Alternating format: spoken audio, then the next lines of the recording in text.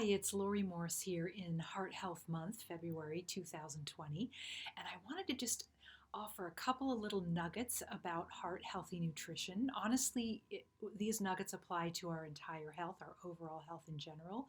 I think of our heart as like a pivot or a fulcrum to our general overall health. If our heart is healthy, then we have a much greater chance of being healthy.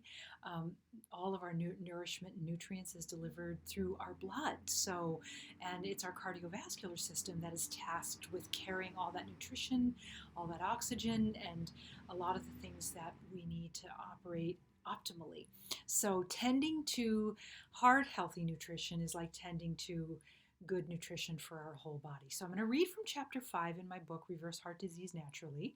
And really, this book is devoted to teaching anybody um, who knows they need to sort of change things up in their health recipe.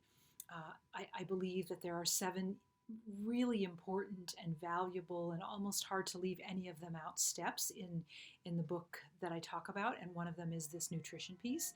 And so we'll tease out a little bit of that. But if you really want the whole chapter, which I don't want to take the time to read to you right now, then grab the book and read whichever chapters speak to you. They do kind of build on each other, so there's that. But let's just start out in chapter 5. And I'll start out by saying, similar to the intelligence in every cell, there is intelligence in plants. And by way of alchemy, digestion, and delivery of nutrients, we are made whole every day by plants.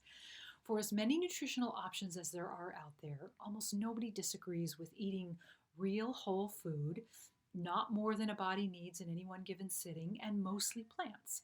So, what does that actually mean? Well, real food means coming from Mother Earth, coming from her soil, off her trees, grown by her life force. Whole means the least amount of processing and denaturing by the time it reaches your plate, including choosing organic if you can, just to avoid the extra toxicity.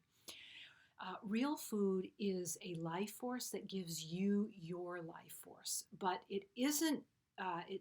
If there's no life force in the food, and real food is alive and processed food is dead. So we're looking for you to eat real and whole and alive food so that it can be transformed and given to you in the form of life force. This is what gives us our vitality, our energy. It's good for our skin.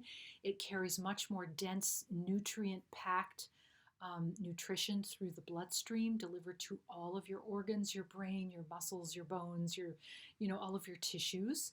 So eating food that is alive will give you more life, and eating dead food over time gives rise to more disease and a breakdown of our body and eventually to death. Now, obviously, we all have to die, but I don't know anybody who doesn't want to live the most healthy life they can for as long as they are um, their time is on earth. So there is a lot of controversy about what we should eat, whether we should do keto or whole food, plant-based only, and everything in between. And here's where I fall on that, because having done my master's thesis in nutrition, I really realize that there's not one diet on this planet that is good for every single human being. But what I do know is everybody does well with as many vegetables and some fruit as they can possibly get. And then they can decide, based on their own physiology and what their needs are health wise, whether they want to eat meat or fish or dairy or just beans, or, leaving out the animal products and going into the beans and the nuts and the seeds. You can't go wrong when you build your nutritional foundation upon as many vegetables as you can possibly get, and some fruit. So that's like Mother Nature's life force, and it was designed and built into the food so that it could be translated and so that we could be made whole every day by that food. In Chinese medicine, we talk about replenishing our qi or our life force every 24 hours by way of our nutrition, what we drink, and I also think it has to do with the way we think as well. Those are 3 really important components about how we nourish ourselves. So the best way to start with this, especially if you're not really sure, how to roll, is just take one meal at a time and try to find and create and experiment with ways that you can add in more and more nutrient dense vegetables and reasonable amounts of fruit into that meal.